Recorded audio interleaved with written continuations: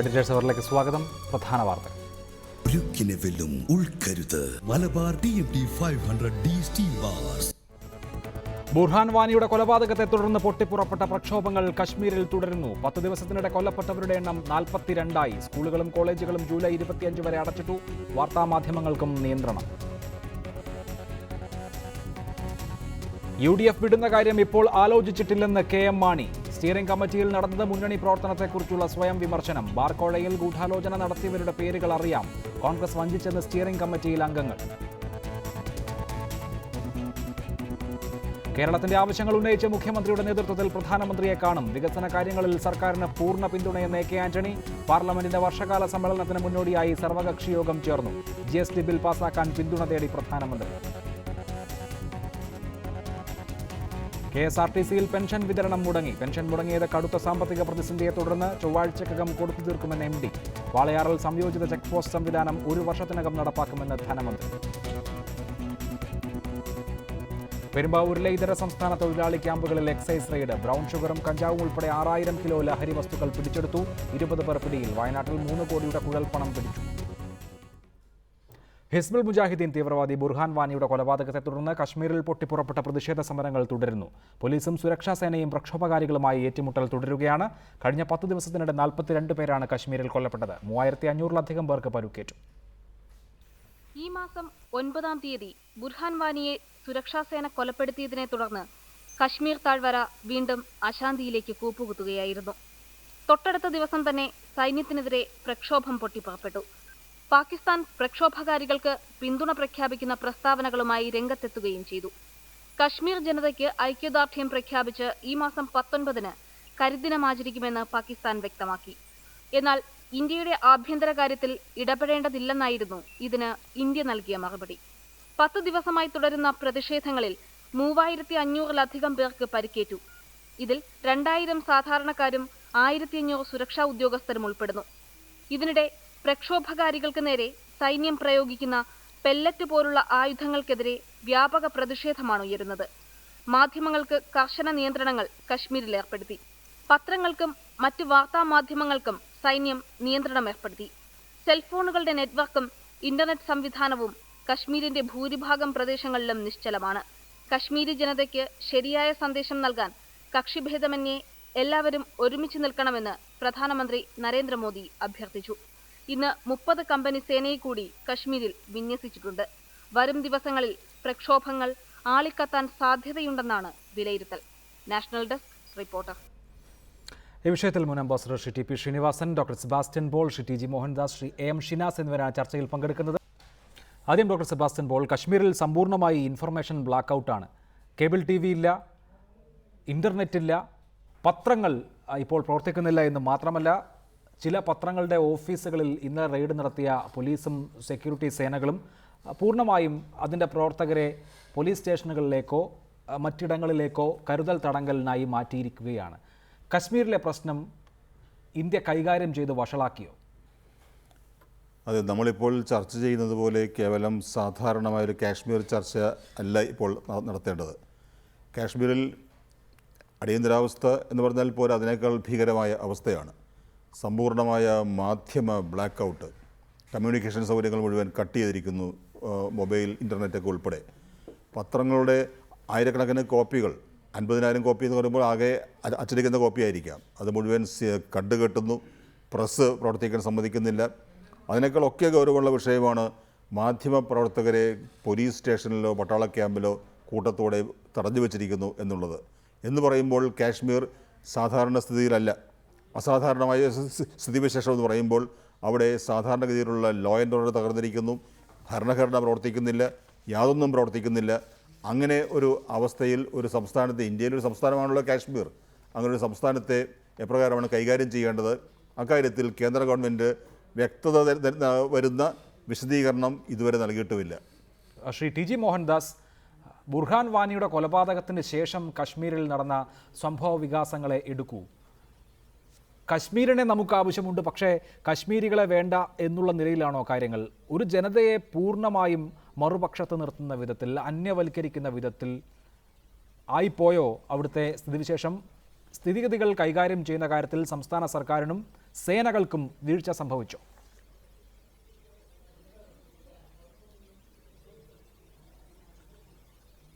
ഇല്ലില്ല, വീഴ്ചയൊന്നും സംഭവിച്ചില്ല. ഇത്തവണ അവർ സിവിലിയൻസിനെ മുന്നിൽ നിർത്തിക്കൊണ്ടാണ്, ഇതൊരു പ്രോക്സി വാറാണല്ലോ നടക്കുന്നത് കാശ്മീരിൽ. ഒരു സിവിലിയൻ അൺട്രസ്റ്റ് ഒന്നുമല്ല, പൈസ കൊടുത്തും ആയുധം കൊടുത്തും അതിർത്തിക്കപ്പുറത്തുള്ള സഹായം കൊണ്ടും എല്ലാം നടക്കുന്ന ഒരു പരിപാടിയാണ്. അതിലിപ്പോൾ ഇന്നത്തെ വിവരം അനുസരിച്ച് ഒരു 150 കലാപകാരികളെ അവരെവിടെയാണ് ഒളിച്ചിരിക്കുന്നതെന്നെല്ലാം കണ്ടുപിടിച്ചിട്ടുണ്ട്. താമസിയാതെ അവരെ ഉന്മൂലനം ചെയ്യും. ഉന്മൂലനം ചെയ്യുമെന്ന് വെച്ചാൽ വെടിവെച്ച് കൊല്ലും. അത് കഴിഞ്ഞു കഴിഞ്ഞാൽ ഇത് അവസാനിക്കും എന്ന് പ്രതീക്ഷിക്കുന്നു. ചിലപ്പോൾ അവസാനിച്ചില്ല എന്നും വരും. കാരണം നിരന്തരം നമ്മളും പാകിസ്ഥാനും തമ്മിലുള്ള ഒരു പ്രശ്നമാണ് കാശ്മീർ പ്രശ്നം. അതിങ്ങനെ ഏറിയും കുറഞ്ഞും ഇടയ്ക്ക് തീപിടിച്ചും പിന്നെ കെടുത്തിയും ഇങ്ങനെ പോകുകയാണ്. ഈ അവസ്ഥയാണ്. അതിൽ മാധ്യമങ്ങൾക്ക് വിലക്ക് ഏർപ്പെടുത്തിയത് ന്യായമായ ഒരു കാര്യമാണ്. കാരണം മാധ്യമങ്ങളിൽ എപ്പോഴും ഒരു നിഷ്പക്ഷ റിപ്പോർട്ടിംഗ് ഒന്നുമല്ല. പലപ്പോഴും സുരക്ഷാ സേനയ്ക്ക് ബുദ്ധിമുട്ടുണ്ടാക്കുന്ന റിപ്പോർട്ടുകളും വരും. ഒരടിയന്തരാവസ്ഥ ഇല്ലാത്ത സ്വർഗരാജ്യമാണ് കേരളം. അവിടെ തന്നെ മന്ത്രിസഭാ തീരുമാനങ്ങൾ വെബ്സൈറ്റിൽ ഇടാൻ പറഞ്ഞിട്ട് ഇടുന്നില്ല. അതിനെ ന്യായീകരിക്കുന്ന ആളാണ് ഡോക്ടർ സെബാസ്റ്റ്യൻ പോൾ. അദ്ദേഹത്തിന് അവിടെ വന്നു കഴിയുമ്പോൾ ഈ പറഞ്ഞ കുഴപ്പമൊന്നും കാണുന്നില്ല. ഈ പറഞ്ഞ മാന്യനാണ് കാശ്മീർ ഭരിച്ചിരുന്നതെങ്കിൽ കാശ്മീരിൽ ഈ ചർച്ച പോലും അദ്ദേഹം ചിലപ്പോൾ നിരോധിച്ചു എന്ന് വരും, പിണറായി വിജയനെ പോലെ ഒരു മുഖ്യമന്ത്രിയാണെങ്കിൽ. അത്രയൊന്നും കാശ്മീരിൽ സംഭവിച്ചില്ല. സാധാരണഗതിയിൽ ഒരു എമർജൻസി സിറ്റുവേഷൻ, അത് കാശ്മീരിൽ ഈ പ്രശ്നം നടക്കുമ്പോഴും ജമ്മു ഒക്കെ ശാന്തമാണ്, കാശ്മീർ മൊത്തം കത്തിയെരിയുന്നു എന്നുള്ള ധാരണയൊന്നും നമുക്ക് വേണ്ട. അതുകൊണ്ട് ഫ്യൂ മിസ്ക്രിയൻസ്. അത് ഇത്തവണ കാര്യം പെല്ലറ്റ് വെച്ചൊക്കെയാണ് വെടിവെക്കാനൊക്കെ പറഞ്ഞിരിക്കുന്നതെങ്കിലും കുറച്ചുകൂടെ സ്വാതന്ത്ര്യം സേനയ്ക്ക് കൊടുത്തതായിട്ട് കാണുന്നു. ഇന്നത്തെ ഇന്ത്യൻ എക്സ്പ്രസ് റിപ്പോർട്ട് ചെയ്തിരിക്കുന്നത് സേന ക്ലിനിക്കൽ പ്രിസിഷനോട് കൂടിയാണ് ഇനി പെരുമാറാൻ പോകുന്നത്. പബ്ലിക് വിസിബിലിറ്റി കുറയ്ക്കുന്നു. വിസിബിലിറ്റി പോലീസിനായിരിക്കും, സേനയ്ക്ക് വിസിബിലിറ്റി ഉണ്ടാവില്ല. ദാറ്റ് മീൻസ് ഡാം സീരിയസ് ആയിട്ട് ഈ ടെററിസ്റ്റുകളെ ഉന്മൂലനം ചെയ്യാൻ, അനിഹിലേറ്റ് ചെയ്യാൻ ആണ് സർക്കാർ തീരുമാനിച്ചിരിക്കുന്നത്. അക്കാര്യത്തിൽ കാശ്മീരിലെ പൊളിറ്റിക്കൽ പാർട്ടികളെല്ലാം തന്നെ BJP, PDP കൂട്ടുകെട്ട് മാത്രമല്ല, national conference, Dalit Congress party അടക്കം എല്ലാവരും അതിന് സപ്പോർട്ടുമാണ്. ഇതാണ് അവസ്ഥ. ശരി, അതാണ് താങ്കളുടെ വിലയിരുത്തൽ. ശ്രീ TP ശ്രീനിവാസൻ, തീർച്ചയായും അന്താരാഷ്ട്ര വേദികളിൽ പാകിസ്ഥാൻ കശ്മീർ പ്രശ്നം ഉയർത്തും. കശ്മീരിലെ ഇപ്പോൾ നടക്കുന്ന സംഭവ വികാസങ്ങളിൽ കരിദിനം ആചരിക്കാൻ പാകിസ്ഥാൻ തീരുമാനിക്കുകയാണ്. അവർ അതുമായി ബന്ധപ്പെട്ടിട്ടുള്ള നടപടികൾ ആരംഭിച്ചു കഴിഞ്ഞു. അന്താരാഷ്ട്ര വേദിയിൽ കശ്മീരിൽ നടക്കുന്ന കാര്യങ്ങൾ ഇന്ത്യയെ സംബന്ധിച്ച് തിരിച്ചടി ഉണ്ടാക്കുമോ? അവിടെ നടക്കുന്ന മനുഷ്യാവകാശ ലംഘനങ്ങളും മറ്റും ഇന്ത്യയെ സംബന്ധിച്ച് UN അടക്കമുള്ള വേദികളിൽ ഒരു നെഗറ്റീവായ കാര്യമായി മാറുമോ?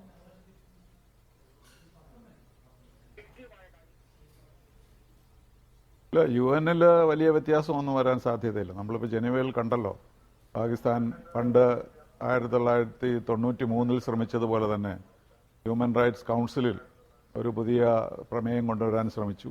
അത് നമ്മൾ വളരെ ശക്തമായി തന്നെ എതിർത്തു. വേറെ ആരും അവരെ സഹായത്തിനെത്തിയില്ല. സാധാരണ ഐക്യരാഷ്ട്ര സംഘടനയിൽ പാകിസ്ഥാനും ഇന്ത്യയും തമ്മിൽ കൂട്ടിമുട്ടുമ്പോൾ മറ്റു രാജ്യങ്ങളൊന്നും അഭിപ്രായമൊന്നും പ്രകടിപ്പിക്കാറില്ല. അവർ പ്രത്യേകം ഒന്ന് നമ്മളോട് പറയുക നന്നായി പ്രസംഗിച്ചു എന്നൊക്കെ പറയുമെന്നല്ലാതെ അവരാരും അതിൽ ഇടപെടാറില്ല. അതുകൊണ്ട് UN ഇതിൽ ഡയറക്റ്റായി ഇടപെടാൻ സാധ്യതകളൊന്നുമില്ല.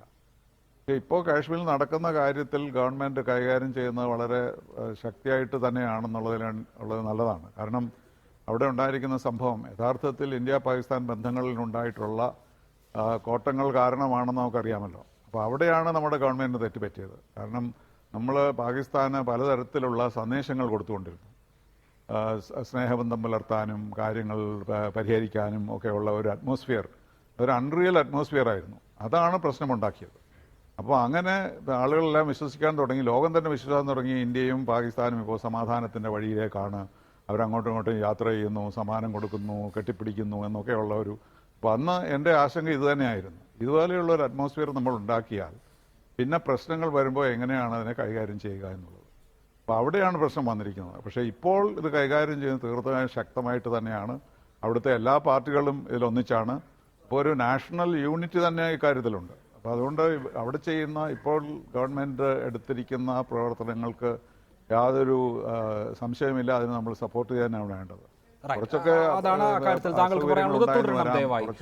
AM ഷിനാസ്, 9 ദിവസങ്ങൾ കർഫ്യൂ തുടരുകയാണ്.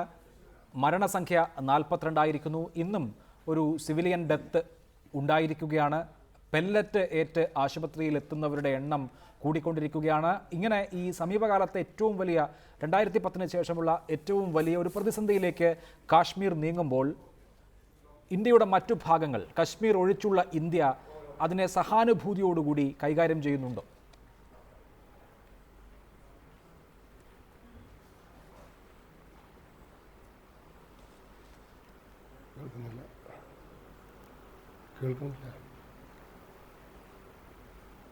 ശ്രീ ഷിനാസ്, കേൾക്കാമോ? ഇപ്പോൾ കേൾക്കാം. ഞാൻ ചോദിച്ചത്, കശ്മീരിന്റെ പ്രശ്നം ഇപ്പോൾ 10ാം ദിവസത്തിലേക്ക്, അവിടെ ഉണ്ടായിട്ടുള്ള മാനുഷിക പ്രതിസന്ധി 10ാം ദിവസത്തിലേക്ക് കടക്കുകയാണ്. 9 ദിവസങ്ങൾ അങ്ങേയറ്റം ദുഷ്കരമായിരുന്നു കശ്മീരികൾക്ക്. രാജ്യത്തിന്റെ മറ്റു ഭാഗങ്ങൾ അല്ലെങ്കിൽ രാജ്യം തന്നെയും സഹാനുഭൂതിയോടുകൂടി കശ്മീരിലെ സ്ഥിതിവിശേഷത്തെ അഭിസംബോധന ചെയ്യുന്നുണ്ടോ?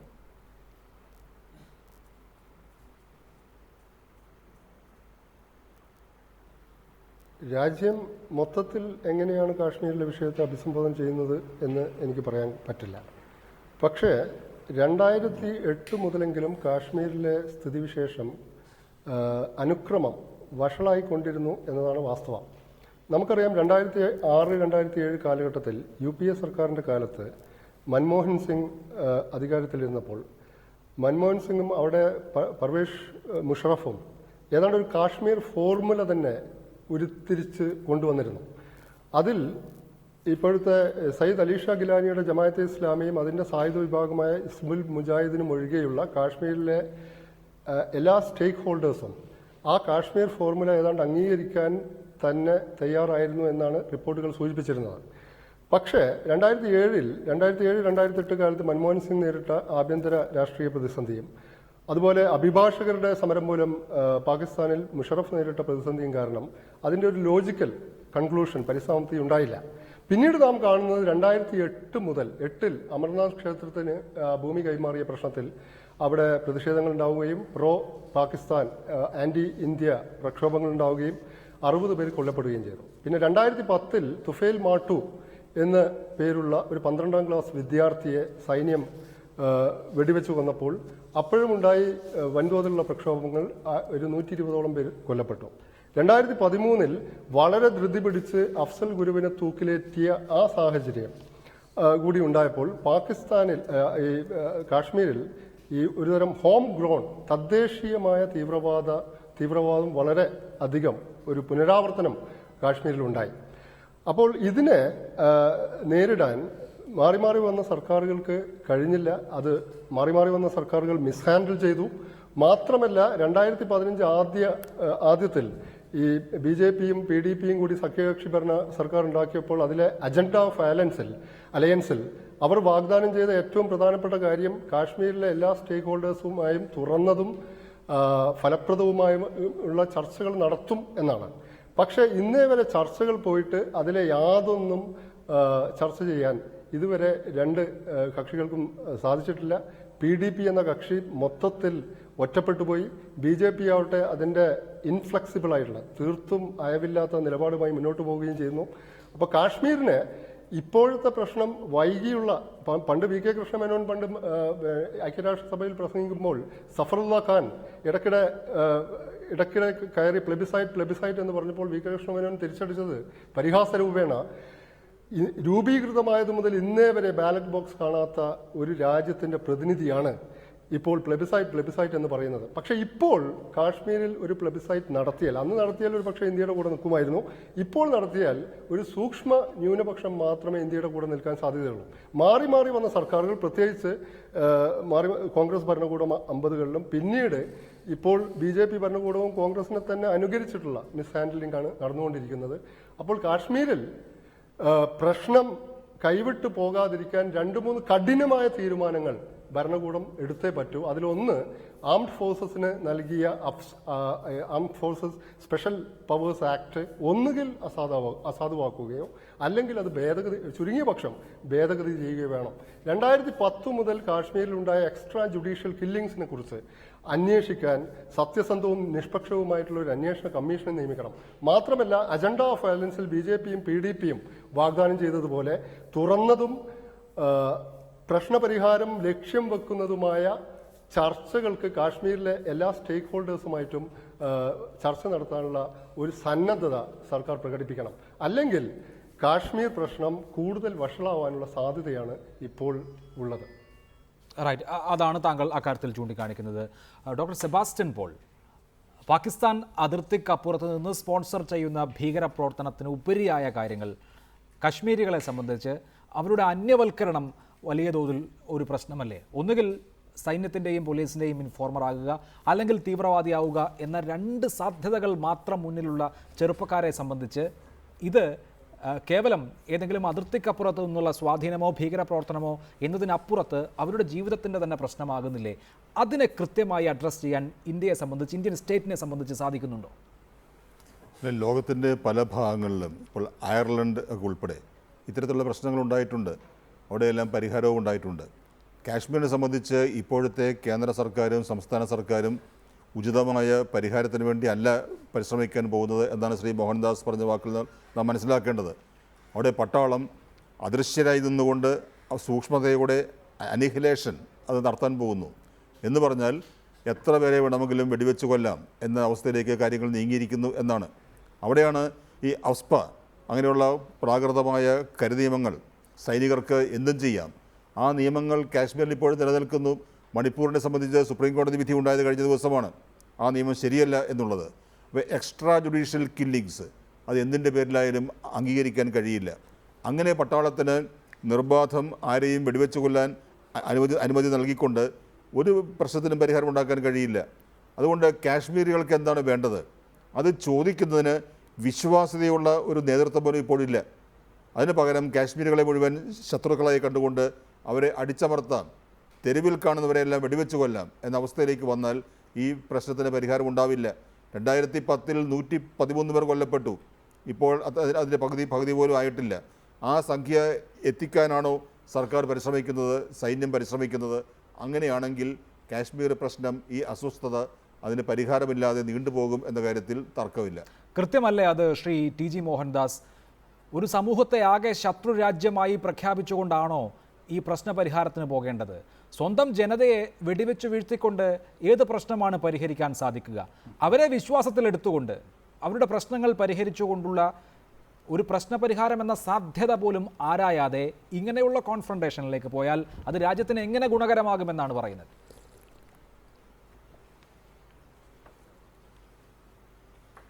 അഭിലാഷ്, എന്താ അവർക്ക് പ്രശ്നം? എനിക്ക് മനസ്സിലായിട്ടില്ല. എനിക്കോ അഭിലാഷിനോ സെബാസ്റ്റ്യൻ പോളിനോ ഇല്ലാത്ത ഒരു പ്രശ്നം കാശ്മീരിൽ എന്താ ഉള്ളത്? അവർക്കൊരു പ്രശ്നവുമില്ല. ഞാൻ പറയട്ടെ, പ്രശ്നം ദാരിദ്ര്യം, തൊഴിലില്ലായ്മ. നമ്മുടെ നാട്ടിൽ എത്രയോ പേര് മണിപ്പൂരിൽ നിന്നും അരുണാചൽ പ്രദേശിൽ നിന്നും വന്ന് ചായക്കടയിൽ പൊറോട്ട അടിക്കാൻ നിൽക്കുന്നു. കാശ്മീരിൽ നിന്ന് ആരെങ്കിലും വന്നോ? അവർക്കും വരാമല്ലോ.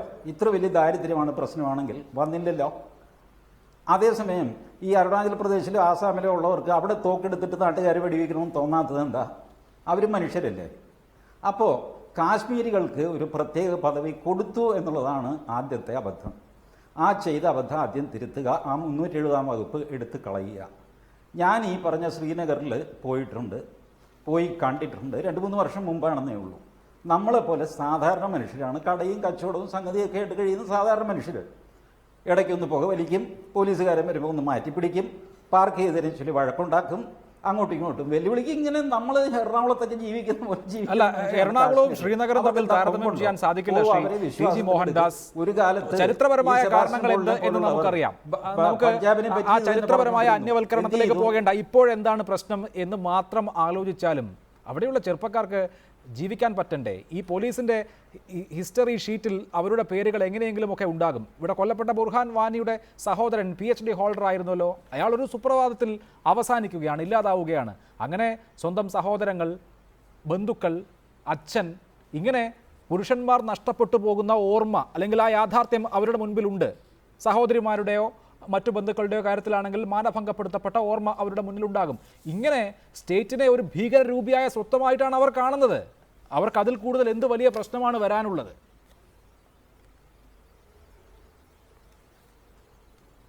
ഇല്ല, അവർക്കങ്ങനെ യാതൊരു പ്രശ്നവുമില്ല.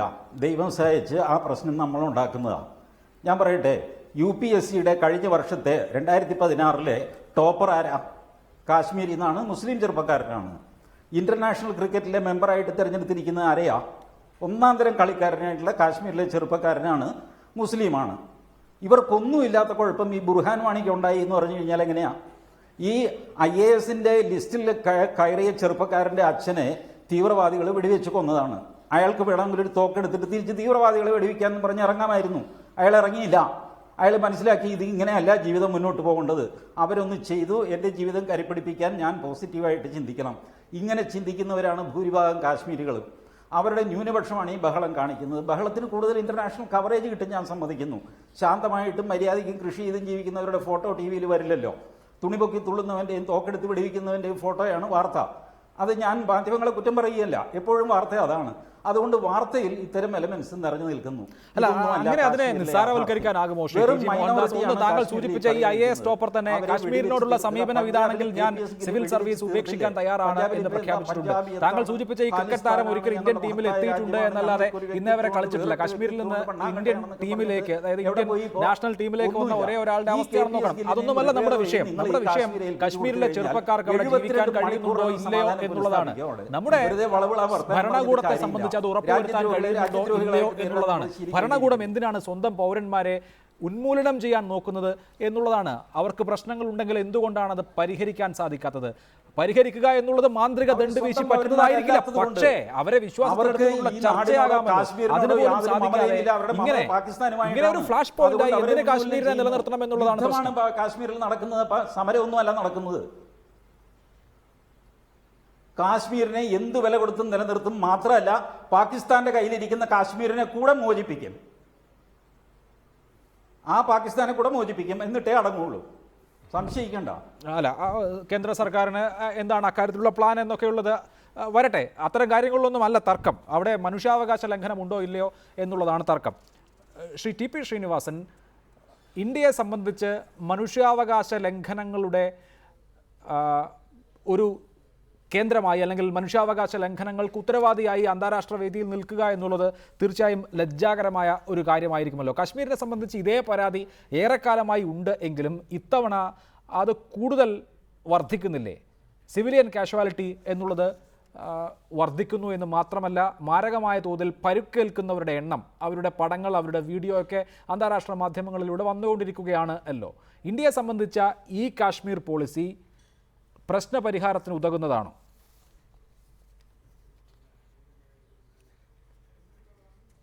ഒരു അസാധാരണമായ ഒരു സ്ഥിതിവിശേഷം അസാധാരണമായി തന്നെ കൈകാര്യം ചെയ്യുക എന്നുള്ളത് ലോകം അംഗീകരിക്കുന്നത് തന്നെയാണ്. കാരണം ഈ ടെററിസം എന്നുള്ള വാക്കിനെ പറ്റി തന്നെ ഐക്യരാഷ്ട്ര സംഘടന നിർവചിക്കാത്തത് ഒരു തരത്തിൽ പറഞ്ഞാൽ ടെററിസത്തിന് ചില അധികാരങ്ങളൊക്കെ ഉണ്ടെന്നുള്ള അംഗീകാരം കൊണ്ടാണ്. അത് നമുക്കൊരിക്കലും അംഗീകരിക്കാവുന്നതല്ല. അപ്പോൾ അതുകൊണ്ട് അസാധാരണമായ ഒരു സിറ്റുവേഷൻ അസാധാരണമായി കൈകാര്യം ചെയ്യണം. അത് ഉന്മൂലനം ചെയ്യാനായിട്ടോ അല്ലെങ്കിൽ അവരെ ഇല്ലാതാക്കാനായിട്ടോ പാകിസ്ഥാൻ ഓക്കുപൈഡ് കാശ്മീർ പിടിച്ചെടുക്കാനായിട്ടോ ഒന്നുമാണെന്ന് ഞാൻ കണക്കാക്കുന്നില്ല. അതിൻ്റെ ആവശ്യമില്ല. നമുക്ക് വേണ്ടത് സമാധാനം സ്ഥാപിക്കുക, ഇന്നസെൻ്റ് ആയിട്ടുള്ള ആളുകൾ മരിക്കാതിരിക്കുക. അപ്പോൾ അവർ നടത്തുന്ന ടെററിസ്റ്റ് അല്ലെങ്കിൽ ഈ ഇത്തരത്തിലുള്ള വാദികൾ, വിഘടനവാദികൾ പറയുന്ന തരത്തിലുള്ള കാര്യങ്ങൾ ചെയ്യാൻ സമ്മതിക്കാതിരിക്കുന്നത് ഗവൺമെൻറ്റിൻ്റെ ഉത്തരവാദിത്വമാണ്, ചെയ്യുകയും വേണം. ഇവിടെ നമ്മൾ പറയേണ്ട ഒരു കാര്യം, നമ്മൾ എങ്ങനെയാണ് പഞ്ചാബിലെ പ്രശ്നങ്ങൾ പരിഹരിച്ചത്? പഞ്ചാബിലെ പ്രശ്നങ്ങൾ പരിഹരിച്ചത് പുറത്തുനിന്നുള്ള ആ ഇൻ്റർവെൻഷൻ അല്ലെങ്കിൽ ഇൻഫിൽട്രേഷൻ നിന്നതുകൊണ്ടാണ്. അല്ലെങ്കിൽ പഞ്ചാബ് വളരെ വഷളായ ഒരു സ്ഥിതിവിശേഷത്തിലേക്കാണ് പോയിക്കൊണ്ടിരുന്നത്. വിദേശത്ത് നിന്നുള്ള പണം, വലിയ വലിയ സഹായങ്ങളൊക്കെ കിട്ടിക്കൊണ്ടിരുന്നു. പാകിസ്ഥാനിൽ നിന്ന് മാത്രമല്ല, മറ്റു രാജ്യങ്ങളിൽ നിന്ന് പോലും. പക്ഷേ ഇന്ന് പഞ്ചാബ് ശാന്തമാകാനുള്ള കാരണം വളരെ ശക്തമായി അതിനെ നേരിടുകയും പുറത്തുനിന്നുള്ള ഇടപെടൽ ഇല്ലാതാക്കുകയും ചെയ്തു എന്നുള്ളതാണ്. അപ്പോൾ ഈ പുറത്തു നിന്നുള്ള ഇടപെടലിൽ ഇപ്പോൾ വരാനുള്ള കാരണം അവിടുത്തെ തന്നെ പ്രയാസങ്ങളാണ്. പാകിസ്ഥാനിൽ ഇപ്പോൾ നവാസ് ഷെരീഫാണോ അതോ മറ്റേ ഷെരീഫാണോ, ചീഫ് ഓഫ് സ്റ്റാഫായിട്ടുള്ള ഷെരീഫാണോ പ്രവർത്തിക്കുന്നതെന്ന് പോലും നമുക്കറിയില്ല. അവിടെ വലിയ ഒരു ഇൻറ്റേർണൽ പ്രോബ്ലം ഉള്ള സമയമാണിത്. അപ്പോൾ അവർക്ക് അതിൽ നിന്ന് ഡിസ്ട്രാക്ട് ചെയ്യേണ്ടത് ആവശ്യമുണ്ട്. അതുകൊണ്ടാണ് അവർ ഹ്യൂമൻ റൈറ്റ്സ് കൗൺസിലിൽ ഈ പ്രശ്നവും കൊണ്ട് ഇപ്പോൾ വന്നത്. അപ്പോൾ അതുകൊണ്ട് ഈ മനുഷ്യാവകാശ ലംഘനങ്ങളെന്നുള്ള ഒരു ഇത് ഉപയോഗിച്ചുകൊണ്ട് ഇന്ത്യയെ ഒറ്റപ്പെടുത്താനൊന്നും കഴിയുകയില്ല. ലോകം അത് മനസ്സിലാക്കുകയും ചെയ്യും. പക്ഷേ എല്ലാം ഒരു ലിമിറ്റഡ് ഓപ്പറേഷൻ ആയിരിക്കണം. പ്രധാനമന്ത്രി കുറച്ച് ആളുകൊണ്ട് പറയുന്നുണ്ട്, ആർമിക്ക് ഞാൻ വേണ്ടത്ര അവർക്ക് ഒരു ഫ്രീഡം കൊടുത്തിരിക്കുകയാണ്, ഫ്രീ ഹാൻഡ് കൊടുത്തിരിക്കുകയാണെന്ന് അദ്ദേഹം പറഞ്ഞു. അതുകൊണ്ടാണ് ആർമി ശക്തമായി പെരുമാറുന്നത്. പക്ഷേ ഇങ്ങനൊരു സ്ഥിതിവിശേഷത്തിൽ അല്ലാതെ എന്ത് ചെയ്യാൻ കഴിയും? നമ്മളിപ്പോൾ സംഭാഷണം ചെയ്യാൻ ആരോടാണ് സംഭാഷണം ചെയ്യാൻ പോകുന്നത്? പാകിസ്ഥാനോടോ അതോ അവിടെയുള്ള വിഘടനവാദികളോടോ? അപ്പോൾ അതിനുള്ള സമയമായിട്ടില്ല. ഇതിനെ തീർച്ചയായിട്ടും അടിച്ചമർത്തുക തന്നെ വേണം. അതിനുശേഷം നമുക്ക് സംഭാഷണമാക്കാം. സംഭാഷണവും യുദ്ധവും കൂടി നടക്കുകയില്ല. അതുകൊണ്ട് നമുക്കെല്ലാം ഇമോഷണലായിട്ട് ഇതിൽ സങ്കടം ഉണ്ടെങ്കിൽ പോലും നമ്മൾ ചെയ്യേണ്ടത് നോർമൽസി റിസ്റ്റോർ ചെയ്യുക, അതിനുശേഷം സംഭാഷണം നടത്തുക. അല്ലാതെ ഇപ്പോൾ അതിന് സംഭാഷണത്തിട്ട് സംസാരിച്ചിട്ട് വലിയ കാര്യമൊന്നുമില്ല. റൈറ്റ്, അതാണ് ശ്രീ ടി ജി മോഹൻദാസ്. ഇൻഷാ മലിക് എന്ന 14 വയസ്സുള്ള പെൺകുട്ടി സ്വന്തം വീട്ടിലിരുന്ന് ഭക്ഷണം കഴിച്ചുകൊണ്ടിരിക്കുമ്പോഴാണ് അവരുടെ ദേഹമാകെ മുഖമാകെ പെല്ലറ്റ് തുളച്ചു കയറിയത്. അവരുടെ കാഴ്ച നഷ്ടപ്പെട്ടു. അവരുടെ മുഖത്തിൻ്റെ ചിത്രം അതിദാരുണമാണ്. താങ്കൾ ഒരു പക്ഷേ കണ്ടിട്ടുണ്ടാകും. ഇതുമാതിരി തന്നെയാണ് 12 വയസ്സുകാരനായ ഉമർ നാസറിൻ്റെ അവസ്ഥയും. നോക്കൂ, ഇവരൊക്കെ നമ്മുടെ നാട്ടിലെ പൗരന്മാരാണല്ലോ, ഇന്ത്യക്കാരാണല്ലോ. ഇങ്ങനെ സ്വന്തം ജനതയോട് യുദ്ധം ചെയ്ത് എങ്ങനെയാണ് ആ ജനതയെ അവിടെ പിടിച്ചു നിർത്താൻ സാധിക്കുക?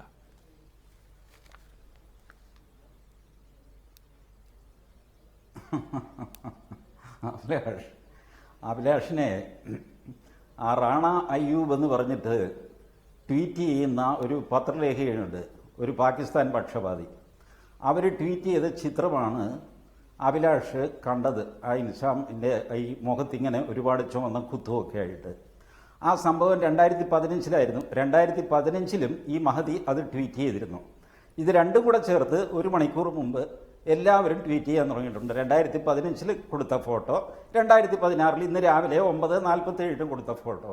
ഈ തട്ടിപ്പ് മാധ്യമങ്ങൾ അല്ല, ഒരു നിമിഷം ഞാൻ അതിലൊരു വ്യക്തത വരുത്തട്ടെ. ശ്രീ ടി ജി മോഹൻദാസ്, റാണ അയ്യൂബിന്റെ ട്വീറ്റ് ഞാൻ കണ്ടിട്ടില്ല. റാണ അയ്യൂബ് ഞാൻ ഉദ്ദേശിച്ച ചിത്രം തന്നെയാണോ ട്വീറ്റ് ചെയ്തത് എന്നും അറിയില്ല.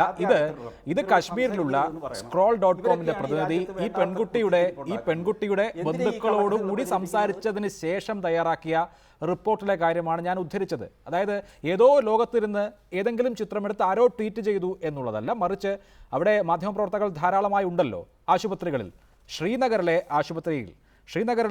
SMHS ആശുപത്രിയിലെ ഒഫ്താൽമോളജി വാർഡിൽ നിന്നും മാധ്യമപ്രവർത്തകൻ നേരിട്ട് തയ്യാറാക്കിയ റിപ്പോർട്ടിനെ കോട്ട് ചെയ്താണ് ഞാൻ സംസാരിച്ചത്.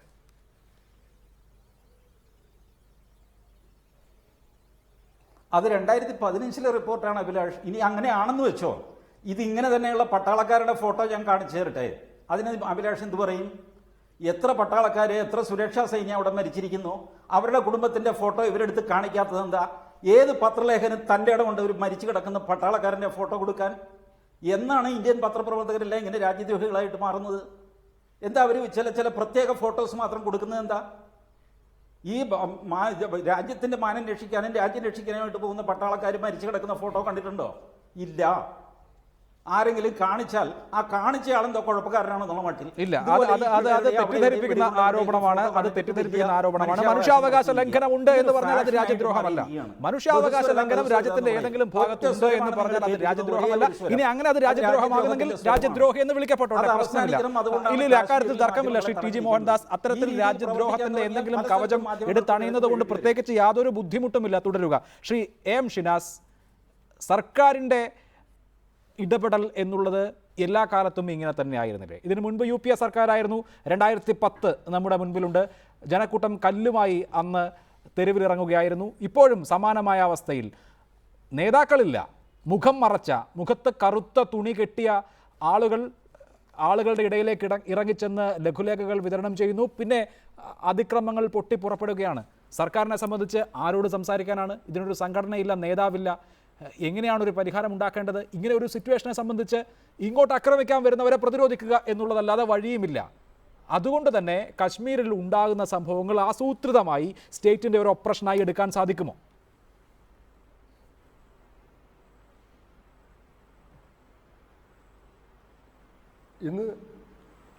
ഇപ്പോൾ കാശ്മീരിനെ സംബന്ധിച്ച് പൂർവാധികം മാരകമായിട്ടുള്ളൊരു സ്ഥിതിവിശേഷം എന്താണെന്ന് വെച്ചാൽ, ഒന്ന്, കാശ്മീരിലെ മുൻപത്തെ അവസ്ഥയിൽ നിന്ന് വ്യത്യസ്തമായി കാശ്മീരിലെ സിവിൽ സൊസൈറ്റിയിൽ വലിയൊരു വിഭാഗം, പ്രത്യേകിച്ച് എഡ്യൂക്കേറ്റഡ് മിഡിൽ ക്ലാസ്, ഈ ആംഡ് മിലിറ്റൻസിയെ, സായുധ തീവ്രവാദത്തെ അനുകൂലിക്കുന്ന ഒരു സവിശേഷ അവസ്ഥ സംജാതമായിരിക്കുന്നു. അപ്പോൾ ബുർഹാൻ വാനിയുടെ വധത്തോടെ നമ്മൾ കാശ്മീരിലെ തെരുവുകളിലൊക്കെ കാണുന്നത് മാത്രമല്ല, കാശ്മീരിൽ നിന്നുള്ള പ്രതികരണങ്ങൾ നമുക്ക് മനസ്സിലാവുന്നത് ഈ സായുധ തീവ്രവാദത്തെ അനുകൂലിക്കുന്ന ഒരു വലിയ വിഭാഗം സിവിൽ സൊസൈറ്റിയിൽ രൂപപ്പെട്ടിരിക്കുന്നു. അതിൽ ഒരു വലിയ വിഭാഗം എഡ്യൂക്കേറ്റഡ് മിഡിൽ ക്ലാസ് ആണ്. ബുർഹാൻ വാനിയെ പറ്റി പറയുമ്പോൾ ഈ ഹിസ്ബുൾ മുജാഹിദിൻ്റെ കമാൻഡർ ആണല്ലോ അദ്ദേഹം, കൊല്ലപ്പെട്ട അദ്ദേഹം. 1989 ഹിസ്ബുൾ മുജാഹിദീൻ ഉണ്ടാകുന്നത്. കാശ്മീർ ജമാഅത്തെ ഇസ്ലാമിയുടെ സായുധ വിഭാഗമാണ് ഹിസ്ബുൾ മുജാഹിദീൻ. അപ്പോൾ അക്കാലത്ത് ജമ്മു കാശ്മീർ ലിബറേഷൻ ഫ്രണ്ട് എന്ന സംഘടനയായിരുന്നു മുൻപന്തിയിലുണ്ടായിരുന്നത്, ഈ തീവ്രവാദത്തിൻ്റെ മുൻപന്തിയിൽ. അവരുടെ ലക്ഷ്യം പാകിസ്ഥാനിൽ നിന്നും ഇന്ത്യയിൽ നിന്നും സ്വതന്ത്രമായി ഒരു കാശ്മീർ രാഷ്ട്രം സ്ഥാപിക്കുക എന്നതായിരുന്നു JKLF-ന്റെ. ആ JKLF-ന്റെ ആ ഫോക്കസിൽ നിന്ന് ഷിഫ്റ്റ് ഉണ്ടാക്കാനാണ് ഹിസ്ബുൾ മുജാഹിദീൻ 1989 രൂപീകരിക്കപ്പെടുന്നത്. അത് ഒരു ഇസ്ലാമിസ്റ്റ് സായുധ സംഘടനയാണ്. അത് പ്രോ പാകിസ്ഥാനാണ്. അപ്പോൾ ഏതാണ്ട് 2010 ആകുമ്പോഴത്തേക്കും 1990കളിലും 21ാം നൂറ്റാണ്ടിൻ്റെ ആദ്യ പാദത്തിലുമൊക്കെ ആയിരങ്ങൾ ഉണ്ടായിരുന്ന ഹിസ്ബുൾ മുജാഹിദീൻ തീവ്രവാദികൾ ഏതാണ്ട് 2010 ആകുമ്പോഴത്തേക്ക് ഏതാനും ഡസൻ ആയി ചുരുങ്ങിയിരുന്നു. ഇപ്പോഴുള്ള സ്ഥിതിവിശേഷം എന്താണെന്ന് വെച്ചാൽ, ഈ ബുർഹാൻ വാനിയുടെ വധത്തോടെ ഈ 2008 മുതലുള്ള കാശ്മീരിലെ പ്രക്ഷോഭങ്ങളെ മിസ്ഹാൻഡിൽ ചെയ്തതിൻ്റെ ഫലമായി മറ്റ് 2010-ലും 2013-ലെ കാര്യങ്ങളുമൊക്കെ അതിൻ്റെയൊക്കെ പരിണത ഫലമായി ഈ ബുർഹാൻ വാനി ഏതാനും ഡസൻ ആളിലേക്ക് ചുരുങ്ങിപ്പോയ ബുർഹാൻ വാനിയുടെ ഹിസ്ബുൾ മുജാഹിദിന്, ബുർഹാൻ വാനിയുടെ ബ്രാൻഡ് ഓഫ് കാശ്മീർ തീവ്രവാദത്തിന് കാശ്മീരിൽ മേൽക്കൈ ലഭിച്ചിരിക്കുന്നു. അത് വളരെ അപകടകരമാണ്. മറ്റൊരു അപകടം, കാശ്മീരിൻ്റെ പടിവാതിൽക്കൽ തന്നെ ഇപ്പോൾ IS ഉണ്ട് എന്നതാണ്. ഇപ്പോൾ ഇത് രണ്ടും വളരെ അപകടകരമായിട്ടുള്ള സ്ഥിതിവിശേഷമാണ് കാശ്മീരിൽ ഉണ്ടാക്കിയിട്ടുള്ളത്. അതുകൊണ്ട് ഇതിനെ അഭിസംബോധന ചെയ്യാൻ വളരെ രചനാത്മകമായ വിവേകപൂർണമായ നടപടികൾ ഭരണകൂടത്തിൻ്റെ ഭാഗത്തു നിന്നുണ്ടാവണം.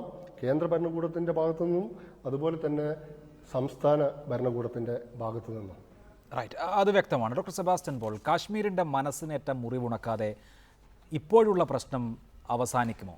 ഇവിടെ സൂചിപ്പിച്ചതുപോലെ ഇന്ത്യൻ കാശ്മീർ സംരക്ഷിക്കുകയും പാക് അധീന കാശ്മീർ തിരിച്ചുപിടിക്കുകയും ചെയ്യുക എന്നൊരു പദ്ധതി സർക്കാരിനുണ്ടെങ്കിൽ ഭൂമിഭാഗങ്ങൾ പിടിച്ചെടുക്കാൻ സാധിച്ചേക്കും. പക്ഷേ കാശ്മീരികളുടെ മനസ്സ് പിടിച്ചെടുക്കുക എന്നുള്ളതല്ലേ കുറെ കൂടി പ്രധാനം?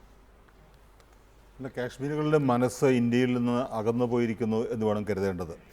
ഹിതപരിശോധനയെക്കുറിച്ച് ആദ്യകാലം മുതൽക്ക് നമ്മൾ കേൾക്കാറുണ്ട്. പക്ഷേ ഇപ്പോൾ ഹിതപരിശോധന നടത്തിയാൽ എന്തായിരിക്കും അതിൻ്റെ ഫലം? നമുക്കെല്ലാം വല്ല ആശങ്കയുണ്ട്, ആർക്കും വലിയ സംശയവും ഉണ്ടാവില്ല. അതുകൊണ്ട് ആയുധം ഉപയോഗിച്ചുകൊണ്ട് സൈനിക ശക്തി പ്രയോഗിച്ചുകൊണ്ട് കാശ്മീർ പ്രശ്നം പരിഹരിക്കാം എന്ന് മോഹൻദാസോ അദ്ദേഹത്തിൻ്റെ പാർട്ടിയോ കരുതുന്നെങ്കിൽ അത് തെറ്റാണ്.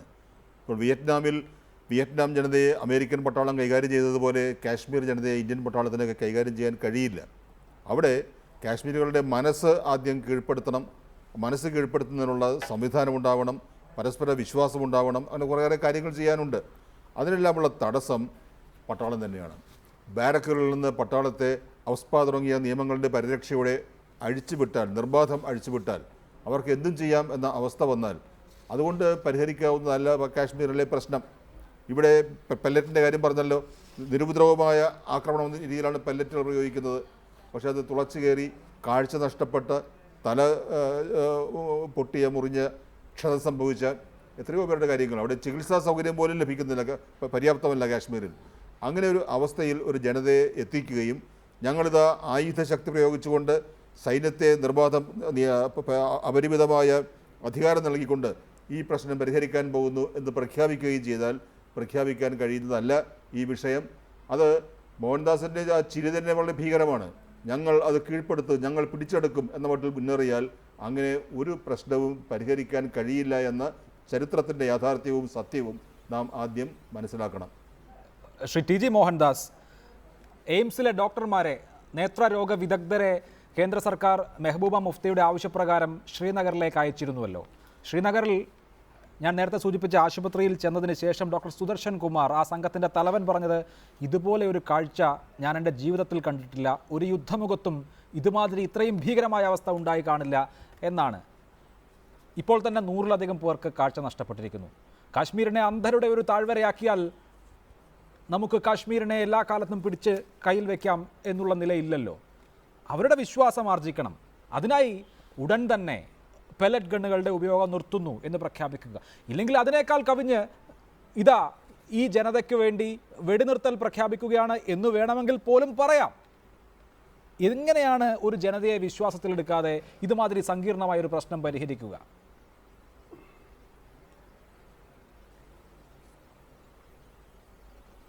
അഭിലാഷ്, ആദ്യം ഒരു കാര്യം വ്യക്തമാക്കട്ടെ. ഞാൻ അഭിലാഷിനെ അല്ല രാജ്യദ്രോഹി എന്ന് വിശേഷിപ്പിച്ചത് റാണ അയ്യൂബിനെയും ബർഖാദത്തിനെയുമാണ്. അതിൽ ഞാൻ ഉറച്ചു നിൽക്കുന്നു. അപ്പോൾ ആ തെറ്റിദ്ധാരണ ദയവ് ചെയ്ത് മാറ്റണം. അഭിലാഷിനെ ഉദ്ദേശിച്ചല്ല ഞാനത് പറഞ്ഞത്. ഇരിക്കട്ടെ, ഈ കാശ്മീരിലെ ജനങ്ങളെ വിശ്വാസത്തിലെടുക്കുക എന്ന് പറഞ്ഞാൽ കാശ്മീരിലെ ഭൂരിഭാഗം ജനങ്ങളും ഭാരതത്തിൻ്റെ കൂടെ തന്നെയാണ്. പ്ലിബിസൈറ്റ് എന്ന് പറയുന്നു. 1948 UN-ലെ ആവശ്യം എന്തായിരുന്നു? പ്ലിബിസൈറ്റ് നടത്താം, പക്ഷേ ഇന്ത്യയുടെയും പാകിസ്ഥാൻ്റെയും സൈന്യം അവരവരുടെ അതിർത്തിയിലേക്ക് തിരിച്ചു പോകണം. എന്ന് വെച്ചാൽ ഇപ്പോൾ ഉള്ള POK വിട്ട് പടിഞ്ഞാറേക്ക് പാകിസ്ഥാൻ സൈന്യം മാറണം, എന്നിട്ട് പ്ലെബിസൈറ്റ് നടത്താമെന്നാണ്. അങ്ങനെയാണ് അത് നടക്കാതെ പോയത്. പാകിസ്ഥാൻ മാറാൻ തയ്യാറില്ല, അതുകൊണ്ട് പ്ലെബിസൈറ്റ് നടന്നുമില്ല. ഇനി സാങ്കല്പികമായൊരു പ്ലെബിസൈറ്റ് നമുക്ക് കേരളത്തിൽ നടത്തി നോക്കാം. കേരളം ഇന്ത്യയുടെ കൂടെ നിൽക്കണോ അമേരിക്കയുടെ കൂടെ പോകണോ? അമേരിക്ക പറയുന്നു നിങ്ങൾ വാ, ഞാൻ സ്വർഗരാജ്യം ഉണ്ടാക്കിത്തരാം, എനിക്ക് ഡീഗോ കാർഷിക ദ്വീപുണ്ട്, അതുപോലെ കേരളം ആക്കിത്തരാം എന്ന് ഒരു പ്ലെബിസൈറ്റ് നടത്തി കഴിഞ്ഞാൽ സുഖമായിട്ട് ജീവിക്കാമല്ലോ എന്ന് വിചാരിച്ചിട്ട് ആൾക്കാർ അമേരിക്കയ്ക്ക് വേണ്ടി വോട്ട് ചെയ്യാതിരിക്കും എനിക്ക് തോന്നുന്നില്ല. കാരണം ഇതൊക്കെ നിങ്ങളുടെ ഒരു ക്യാമ്പയിൻ, നിങ്ങൾ ഉണ്ടാക്കിയെടുക്കുന്ന ഒരു അന്തരീക്ഷമൊക്കെയാണിത്. രാഷ്ട്രവിരുദ്ധമായ ഒരു അന്തരീക്ഷം ഉണ്ടാക്കാൻ ദൈവം സഹായിച്ച് ഡോക്ടർ സെബാസ്റ്റ്യൻ പോളൊക്കെ അതിന് മിടുക്കന്മാരാണ്.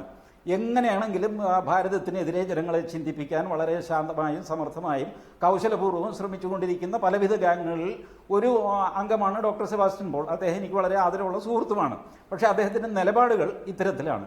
ഈ നിലപാടുകൾ പാകിസ്ഥാനിൽ ഇപ്പോൾ അധികം ചിലവാകുന്നില്ല. തോൽക്കാൻ തുടങ്ങി, അതുകൊണ്ട് പാകിസ്ഥാൻ കൂടുതൽ വയലൻ്റ് ആവുന്നു. ഇപ്പോൾ ലഡാക്കിലോ ജമ്മുവിലോ ഒന്നും യാതൊരു പ്രശ്നമില്ലല്ലോ. കാശ്മീരിൽ തന്നെ ചില പോക്കറ്റുകളിലല്ലേ പ്രശ്നമുള്ളൂ. അത് we must mercilessly crush it down. കാരണം ഒരു രാജ്യം നിലനിൽക്കാനായിട്ട് ഒരുപാട് ബലികൾ കൊടുക്കേണ്ടി വരും. പട്ടാളക്കാർ ബലി കൊടുക്കുന്നില്ലേ? ഒരു യുദ്ധത്തിൻ്റെ സമയത്ത് എന്താ മനുഷ്യാവകാശം നോക്കിയാണോ വെടിവെക്കുന്നത്? ഇപ്പോൾ യുദ്ധസമാനമായ അന്തരീക്ഷമാണ് കാശ്മീരിൽ. അതുകൊണ്ട് എനിക്കാകെ അപേക്ഷിക്കാനുള്ളത് ഡോക്ടർ സെബാസ്റ്റ്യൻ പോൾ അടക്കമുള്ളവരോട് ഒരിക്കൽ ഒരു ചേഞ്ചിന് വേണ്ടിയിട്ടെങ്കിലും സ്വന്തം നാടിനെ ഒന്ന് സപ്പോർട്ട് ചെയ്യുക, ഒന്ന് നേരെ ചൊവ്വേ ചിന്തിക്കുക. ആ ഒരു വശം മാത്രം കണ്ടുകൊണ്ടുള്ള വീക്ഷണം ഒന്ന് മാറ്റിവെക്കുക ദയവ് ചെയ്ത്. തുടരുക. ശ്രീ TP ശ്രീനിവാസൻ, കാശ്മീരിനെ സംബന്ധിച്ച് യുദ്ധസമാനമായ അവസ്ഥ ഉണ്ട് എന്ന് പറയുമ്പോഴും അവിടുത്തെ ചെറുപ്പക്കാർ കൂടുതലായി തീവ്ര മതാഭിമുഖ്യത്തിലേക്ക് തിരിയുക, അത്തരം സംഘടനകളുടെ അടിമകളായി മാറുക തുടങ്ങിയ പ്രവണതയും ശക്തമാണ്. പല പ്രകടനങ്ങളിലും IS-ൻ്റെ പതാക ഏന്തിക്കൊണ്ട് ആളുകൾ നടക്കുന്നത് നമുക്ക് കാണാം. അങ്ങനെ IS-ഉം അൽ-ഖ്വയ്ദയും ഒക്കെ ലക്ഷ്യം വെക്കുന്നത് കാശ്മീരിലെ യുവാക്കളെയാണ് എങ്കിൽ അതിനൊക്കെ ഒരു അടിത്തറ ഒരുക്കി കൊടുക്കുന്ന വിധത്തിലേക്ക് ഈ രീതിയിൽ പെല്ലറ്റേറ്റ ആളുകൾ എന്തായാലും ഇത്തരം സംഘടനകളിലൊക്കെ ചേർന്നില്ലെങ്കിലേ അത്ഭുതമുള്ളൂ. അത്തരത്തിൽ കൂടുതൽ അതിരുകളിലേക്ക് ഈ ജനത മാറ്റപ്പെട്ടാൽ അവിടെ ഈ അൽ-ഖ്വയ്ദയ്ക്കും IS-നുമൊക്കെ വലിയ ഒരു സ്വാധീനമുണ്ടാകാൻ പോവുകയല്ലേ? അതിനുള്ള സാധ്യതയല്ലേ ഒരുങ്ങുന്നത്?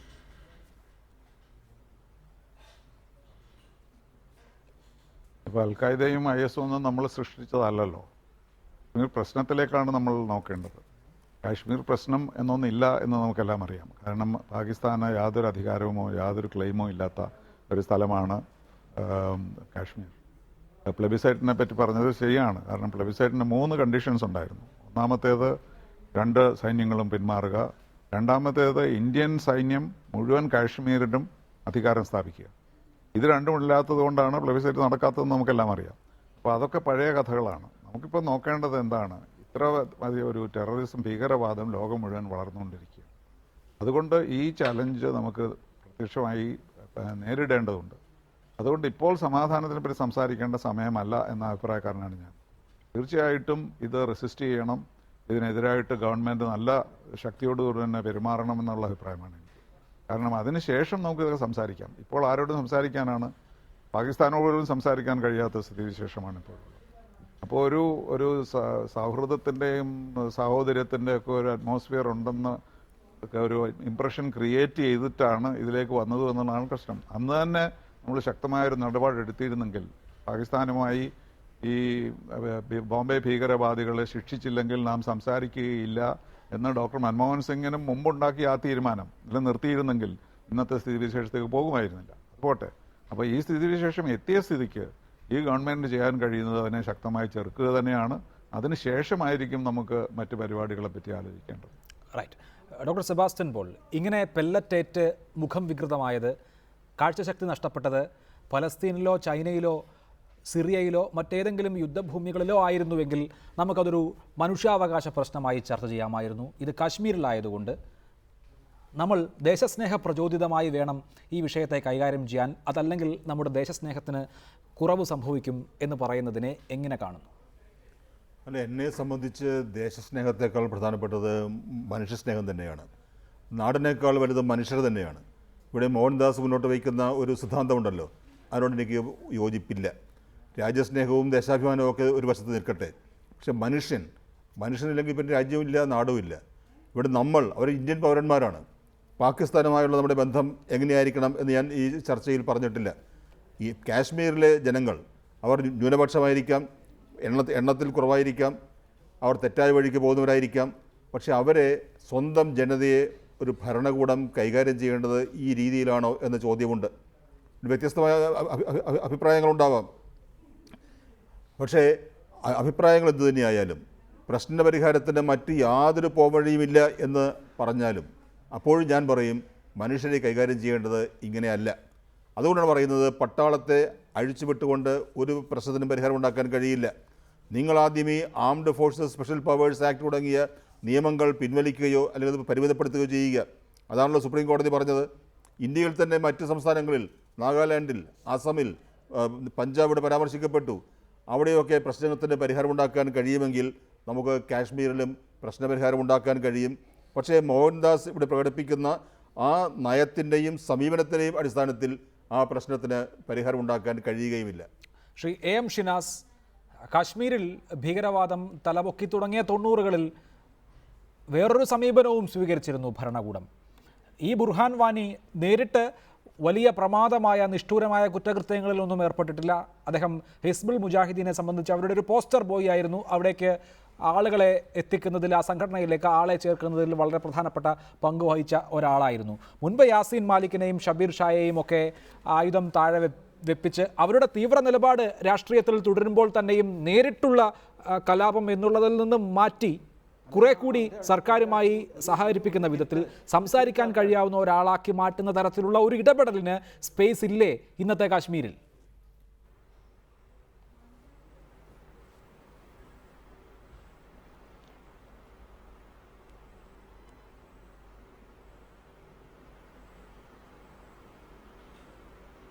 ശ്രീ ഷിനാസ്, ഞാൻ താങ്കളോടാണ് ചോദിച്ചത്. കേൾക്കുന്നുണ്ടോ? കേൾക്കാം. ഹലോ, ഇപ്പോൾ കേൾക്കാം.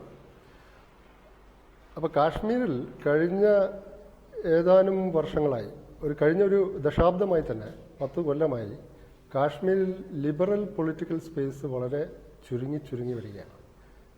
അപ്പോൾ ലിബറൽ പൊളിറ്റിക്കൽ സ്പേസ് എത്രമേൽ വിസ്തൃതമാകുന്നുവോ അത്രമേൽ ഇൻസർജൻസിയെ, അവിടുത്തെ ഭീകരപ്രവർത്തനങ്ങളെ കൗണ്ടർ ചെയ്യാനുള്ള ഒരു ഫോഴ്സ് ലിബറൽ പൊളിറ്റിക്കൽ സ്പേസാണ്. അത് 2008 മുതലെങ്കിലും ഗണ്യമായ തോതിൽ ചുരുങ്ങി വരികയും, ഞാൻ നേരത്തെ സൂചിപ്പിച്ചതുപോലെ സിവിൽ സൊസൈറ്റിയിലെ നല്ലൊരു വിഭാഗം, അതും ആദ്യം സായുധ തീവ്രവാദത്തെ പിന്തുണക്കാതിരുന്ന ഒരു വിഭാഗം, വലിയ വിഭാഗം, ഇന്ന് ബുർഹാൻ വാനിയുടെ വധത്തിൻ്റെ പശ്ചാത്തലത്തിലൊക്കെ ഈ സായുധ തീവ്രവാദത്തെ മനസ്സുകൊണ്ട് അംഗീകരിക്കുന്ന, ബുർഹാൻ വാനിയുടെ പിതാവ് പോലും ബുർഹാൻ വാനി ഏറ്റെടുത്ത ദൗത്യം ശരിയായിരുന്നു എന്ന് പരസ്യമായി പ്രഖ്യാപിച്ച ആളാണ്. അപ്പോൾ ഈ സായുധ തീവ്രവാദത്തെ പണ്ട് അംഗീകരിക്കാതിരുന്ന ജനവിഭാഗം പോലും ഇന്ന് സായുധ തീവ്രവാദത്തെ മനസ്സുകൊണ്ട് അംഗീകരിക്കുന്ന, അതിനെ പ്രോത്സാഹിപ്പിക്കുന്ന വിഭാഗമായി മാറിയിരിക്കുന്നു. മാത്രമല്ല, ഇപ്പോൾ ഈ പെല്ലറ്റേറ്റ് പരിക്ക് പറ്റിയവർ, അവരൊക്കെ ബുർഹാൻ വാനിക്ക് പിന്തുണ, ബുർഹാൻ വാനിയുടെ മരണത്തിൽ അനുശോചിച്ചുകൊണ്ട് അതിനെ ആ നടപടിയിൽ പ്രതിഷേധിച്ചുകൊണ്ട് തെരുവിൽ ഇറങ്ങിയവരാണ്. അപ്പോൾ അവരൊക്കെ സമീപ ഭാവിയിൽ തന്നെ ഹിസ്ബുൾ മുജാഹിദിനെയോ ലഷ്കർ ഇ തൈബയെ പോലുള്ള ഭീകര സംഘടനകളിലേക്ക് ആകർഷിക്കപ്പെട്ടേക്കാം, റിക്രൂട്ട് ചെയ്യപ്പെട്ടേക്കാം. വളരെ സമീപ ഭാവിയിൽ തന്നെ റിക്രൂട്ട് ചെയ്യപ്പെടാവുന്ന ആളുകളെയാണ് നമ്മൾ ഇന്ന് കാശ്മീർ തെരുവുകളിൽ കാണുന്നത്. അപ്പം ഇതിനെ ആ കാര്യഗൗരവത്തോടെ മനസ്സിലാക്കുകയും, നേരത്തെ സൂചിപ്പിച്ചതുപോലെ കാശ്മീരിൻ്റെ കാര്യത്തിൽ വളരെ കഠിനമായ തീരുമാനങ്ങൾ ഉടനടി ഭരണകൂടം എടുത്തില്ലെങ്കിൽ കാശ്മീരിലെ കളി പഴയതിനേക്കാൾ, ഇപ്പോൾ ആഗോള ഇസ്ലാമിസത്തിൻ്റെയും ജിഹാദിസത്തിൻ്റെയും IS-ൻ്റെയും ഒക്കെ പശ്ചാത്തലത്തിൽ കൂടുതൽ ഭീകരമായിട്ടുള്ള ഒരു അന്തരീക്ഷത്തിലേക്ക് കാശ്മീർ പോകും. അപ്പോൾ അതിന് തടയിടാൻ ഭരണകൂടം വളരെ പെട്ടെന്ന് എടുക്കേണ്ട തീരുമാനങ്ങളാണ് നേരത്തെ സെബാസ്റ്റ്യൻ പോളൊക്കെ സൂചിപ്പിച്ചതുപോലെ ഈ അഫ്സ്പ എന്ന് പറയുന്ന ആ കിരാത നിർദ്ധയമായ നിയമം ഒന്നുകിൽ അസാധുവാക്കുകയോ അല്ലെങ്കിൽ ചുരുങ്ങിയ പക്ഷമെങ്കിലും അതിൽ ഭേദഗതി വരുത്തുകയോ ചെയ്യണം. മാത്രമല്ല, ഈ എക്സ്ട്രാ ജുഡീഷ്യൽ കില്ലിങ്സിനെ പറ്റി 2008 മുതൽ നടന്ന എക്സ്ട്രാ ജുഡീഷ്യൽ കില്ലിങ്സ്, അതിൽ നിന്നാണ് തീവ്രവാദം അതിൻ്റെ ഭക്ഷണം സ്വീകരിക്കുന്നത് ഒരു പരിധിവരെ. അതിനെക്കുറിച്ച് നിഷ്പക്ഷവും സത്യസന്ധവുമായിട്ടുള്ള അന്വേഷണം സർക്കാർ പ്രഖ്യാപിക്കണം. അന്വേഷണം നടക്കുന്നുണ്ട്, പ്രതികൾ ശിക്ഷിക്കപ്പെടുന്നുണ്ട് എന്ന് ഉറപ്പുവരുത്തണം. കാശ്മീരികൾക്ക് PDPയും BJPയും സഖ്യകക്ഷി സർക്കാർ വാഗ്ദാനം ചെയ്തതുപോലെ കാശ്മീരിലെ എല്ലാ സ്റ്റേക്ക് ഹോൾഡേഴ്സുമായിട്ടും തുറന്നതും പ്രശ്നപരിഹാരം ലക്ഷ്യം വെച്ചിട്ടുള്ളതുമായ ചർച്ചകൾ ആരംഭിക്കണം. മാത്രമല്ല, കാശ്മീരിലെ സിവിലിയൻ ഏരിയാസ് പറ്റുമെങ്കിൽ ഡീമിലിറ്ററൈസ് ചെയ്യണം. ഇത്തരത്തിലുള്ള നടപടികളിലൂടെയാണ് ഭരണകൂടത്തിന് രചനാത്മകമായ സമീപനമാണുള്ളത്. ഭരണകൂടത്തിന് ജനസൗഹൃദം, കാശ്മീരികളുടെ ഗുഡ്വിൽ സമ്പാദിക്കാനുള്ള ഇച്ഛയുണ്ട് എന്നൊക്കെ കാശ്മീരികളെ ബോധ്യപ്പെടുത്താൻ സാധിക്കും. അല്ലാത്ത പക്ഷം ഇന്നത്തെ പ്രത്യേക ആഗോള പശ്ചാത്തലത്തിൽ കാശ്മീർ വിഷയം കൂടുതൽ കലുഷിതവും സങ്കീർണവുമാകും. അത് ചെറുക്കാൻ ഭരണകൂടം വളരെ സൃഷ്ടിപരമായ ഇടപെടലുകൾ നടത്തിയേ മതിയാവൂ എന്നാണ് എനിക്ക് പറയുന്നത്. റൈറ്റ്, ശരിയല്ലേ ശ്രീ TG മോഹൻദാസ്? ഭരണകൂടം ഇൻക്ലൂസീവ് ആകണം, അല്ലാതെ കശ്മീർ പ്രശ്നം പരിഹരിക്കില്ല. താങ്കൾ നേരത്തെ സൂചിപ്പിച്ചതുമാതിരി ചെറുപ്പക്കാർക്ക് IAS ടോപ്പർമാരാകണമെങ്കിൽ, ഇന്ത്യൻ ക്രിക്കറ്റ് ടീമിലേക്ക് വരണമെങ്കിൽ അതിന് തക്കതായ ഒരു സാഹചര്യം വേണം. അതല്ലാതെ അടിച്ചമർത്തൽ എന്നുള്ളതൊരു പരിഹാരമല്ലല്ലോ. കൂടുതൽ റാഡിക്കലൈസ്ഡ് ആവുന്ന അല്ലെങ്കിൽ കൂടുതൽ സൈനികവൽക്കരിക്കപ്പെടുന്ന മൗലികവാദങ്ങൾ വളരുന്ന ഒരു കാലത്ത് ഇത്തരം ഭീകരവാദങ്ങൾ ഇങ്ങോട്ട് ഇറക്കുമതി ചെയ്യപ്പെട്ടുകൊണ്ടേയിരിക്കും. അതിൻ്റെയൊക്കെ ഒരു കളിത്തൊട്ടിലായി ഇന്ത്യയുടെ എല്ലാ കാലത്തെയും ഏറ്റവും വലിയ പ്രശ്നമായി കാശ്മീർ എല്ലാ കാലവും തുടരേണ്ടെങ്കിൽ ഭരണകൂടം ഇവിടെ സൂചിപ്പിച്ചതുപോലെ രചനാത്മകമായ ഇൻക്ലൂസീവായ നടപടികളിലേക്ക് കടക്കേണ്ടേ?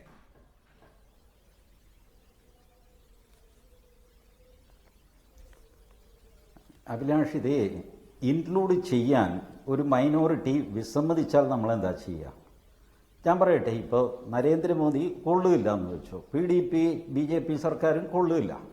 ജവഹർലാൽ നെഹ്റു, ഇന്ദിരാഗാന്ധി, രാജീവ് ഗാന്ധി, നരസിംഹറാവു, VP സിംഗ്, IK ഗുജറാൾ, ദേവഗൗഡ, അടൽ ബിഹാരി വാജ്പേയി, മൻമോഹൻ സിംഗ് 10 വർഷം, ആരൊക്കെ എന്തൊക്കെ ഇവരെല്ലാം ഈ ഇൻക്ലൂസീവ് ചിന്താഗതി ഇല്ലാത്തവരായിരുന്നോ?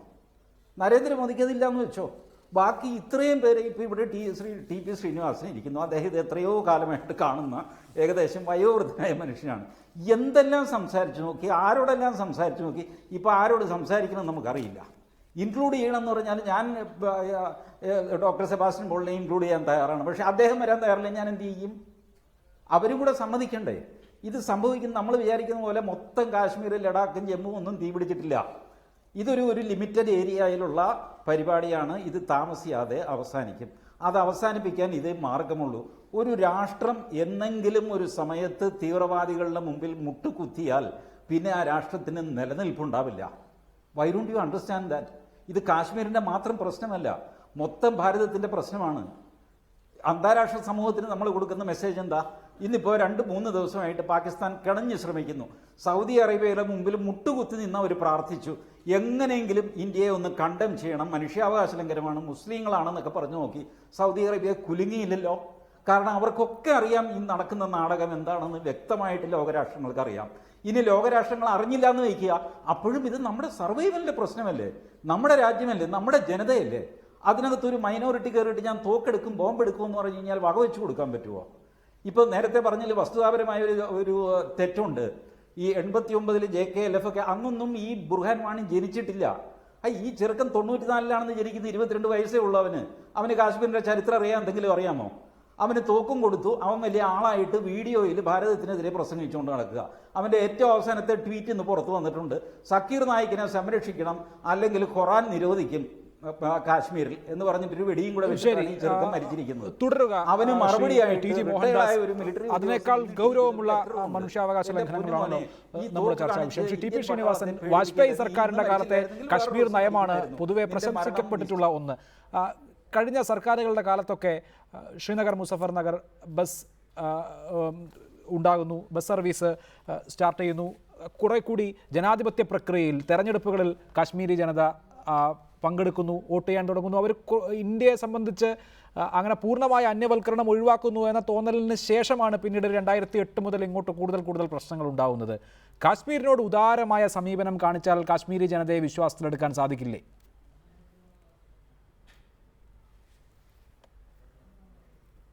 എന്നൊരു ലക്ഷണമൊന്നും നമ്മൾ കാണുന്നില്ലല്ലോ. പലതവണയും കാശ്മീർ പ്രശ്നത്തിൻ്റെ പരിഹാരത്തിന് നമ്മൾ വളരെ അടുത്തെത്തിയതാണ്. പലപ്പോഴും നമുക്കതിനെപ്പറ്റി അറിയാം. ട്രാക്ക് 2-ൽ കൂടെ പലതരത്തിലുള്ള പരീക്ഷണങ്ങളും എടുക്കാൻ നമ്മുടെ ഗവൺമെൻറ്, എല്ലാ ഗവൺമെൻറ്റും തയ്യാറായിരുന്നു. ഒരിക്കലും ഒരു ഇന്ത്യൻ ഗവൺമെൻറ്റും ഒരു അൺറീസണബിളായിട്ടോ ഇറാഷണലായിട്ടോ പ്രവർത്തിച്ചിട്ടില്ല എന്നാണ് എൻ്റെ അഭിപ്രായം. അപ്പോൾ നമ്മളെ സംബന്ധിച്ചിടത്തോളം അവിടെ സമാധാനം സ്ഥാപിക്കേണ്ടത് ആവശ്യമാണ്, നമുക്കും ആവശ്യമാണ്, അതുപോലെ തന്നെ ഇൻ്റർനാഷണൽ കമ്മ്യൂണിറ്റിക്കും ആവശ്യമാണ്. അപ്പോൾ എങ്കിൽ മാത്രമേ ഇന്ത്യക്ക് മുന്നോട്ട് പോകാൻ സാധിക്കൂ എന്നുള്ളതിൽ യാതൊരു സംശയമില്ല. പക്ഷേ ഈ കാര്യത്തിൽ എന്തുമാത്രം വിട്ടുവീഴ്ച നടത്താൻ ഏത് ഇന്ത്യൻ ഗവൺമെൻറ്റിന് കഴിയുമെന്ന് ആലോചിച്ച് നോക്കൂ. ഒരു ഗവൺമെൻറ്റിനും കാശ്മീരിൽ വിട്ടുവീഴ്ച നടത്തിയിട്ട് ഡൽഹി ഭരിക്കാൻ കഴിയുമെന്ന് എനിക്ക് തോന്നുന്നില്ല. കാരണം അത്രമാത്രം വൈകാരികമായ ഒരു പ്രശ്നമാണിത്. ഇതിൽ നിന്ന് പാകിസ്ഥാനെ ഒഴിച്ചു നിർത്തിക്കൊണ്ട് കാശ്മീർ ചർച്ച ചെയ്യുന്നതിൽ യാതൊരു അർത്ഥവുമില്ല. പാകിസ്ഥാൻ ഇത്രയും താല്പര്യമെടുത്തില്ലായിരുന്നുവെങ്കിൽ, പാകിസ്ഥാൻ അവരെ ഇത്രമാത്രം സഹായിച്ചില്ലായിരുന്നുവെങ്കിൽ, അന്താരാഷ്ട്ര നിലയിൽ ഇത് ഉയർത്തിക്കൊണ്ടുവന്നില്ലായിരുന്നുവെങ്കിൽ എത്രയോ മുമ്പ് തന്നെ കാശ്മീർ പ്രശ്നം പരിഹരിക്കപ്പെടുമായിരുന്നു. അപ്പോൾ അതല്ല ഇപ്പോൾ പ്രശ്നമെന്ന് പറയുന്നത്, ഒന്നാമത് പാകിസ്ഥാനും ഇന്ത്യയുമായിട്ടുള്ള ബന്ധം ഇപ്പോൾ ഇന്നൊരു റോക്ക് ബോട്ടത്തിലായിരിക്കുകയാണ്. കാരണം എന്തായാലും അതൊന്ന്. രണ്ടാമത്തേത് ഈ ISIയുടെ പ്രവർത്തനങ്ങൾ, അതുപോലെ ഈ ഭീകരവാദത്തിൻ്റെ വളർച്ച, അതെങ്ങനെയാണ് നമ്മൾ കാശ്മീരിൽ നിന്ന് മാറ്റി നിർത്തുന്നത്? കാരണം കാശ്മീർ ബോർഡറിൽ സംഭവിക്കുന്ന കാര്യങ്ങൾക്ക് നമുക്കൊന്നും ചെയ്യാൻ കഴിയുന്നില്ല. അപ്പോൾ അഫ്ഗാനിസ്ഥാനിൽ നിന്നും പാകിസ്ഥാനിലുമൊക്കെ വരുന്ന പ്രവർത്തനങ്ങളാണ് യഥാർത്ഥത്തിൽ ഈ ചെറുപ്പക്കാരെ ഇതിന് ചൊടിപ്പിക്കുന്നത്. അപ്പോൾ അത് നിർത്തണമെങ്കിൽ എന്താണ് മാർഗം? അവരുടെ മനസ്സ് മാറ്റിയത് കൊണ്ടായില്ല, അവർക്ക് മനസ്സിൽ മാറ്റാൻ കഴിയുന്നില്ല. കാരണം ഈ അന്താരാഷ്ട്ര സിറ്റുവേഷൻ ഉള്ളതുകൊണ്ട്. ഇപ്പോൾ ടർക്കിയിൽ 3000 സൈനികരെ ജയിലിലാക്കി. അവർ നാളെ വെടിവെച്ച് വന്നാൽ നമ്മളെന്താ പറയുക? നമ്മൾ മനുഷ്യാവകാശത്തെ പറ്റിയാണോ പറയുക? അവർ ചെയ്തത് തെറ്റല്ലേ? അവർക്ക് ശിക്ഷ കൊടുക്കണം എന്നല്ലേ ലോകം മുഴുവൻ പറയുന്നത്? അപ്പോൾ അതുപോലെയാണ് നമ്മളിതിനെ കാണേണ്ടത്. ഒരു യുദ്ധമായാലും കൊള്ളാം, ഒരു coup attempt ആയാലും കൊള്ളാം, ഒരു വിഘടനവാദികളുടെ പ്രവർത്തനങ്ങളായാലും എന്തായാലും രാഷ്ട്രത്തിൻ്റെ അഖണ്ഡത സൂക്ഷിക്കേണ്ടത് എല്ലാ പാർട്ടികളുടെയും എല്ലാ ഗവൺമെൻറ്റിൻ്റെ ആവശ്യമാണ്. വളരെ നന്ദി TP. Srinivasan, doctor Sebastian Paul, TG. Mohandas, Shri M Shinas സംസാരിച്ചതിന്. കാശ്മീർ ഒരു ദുരന്ത മുനമ്പായി തന്നെ തുടരുകയാണ്. 9ാം ദിവസവും കാശ്മീരിൻ്റെ അശാന്തിക്ക് അവസാനമാകുന്നില്ല. ഇന്ന് ഒരാൾ കൂടി കൊല്ലപ്പെട്ടതോടുകൂടി 42 മരണമായിരിക്കുന്നു.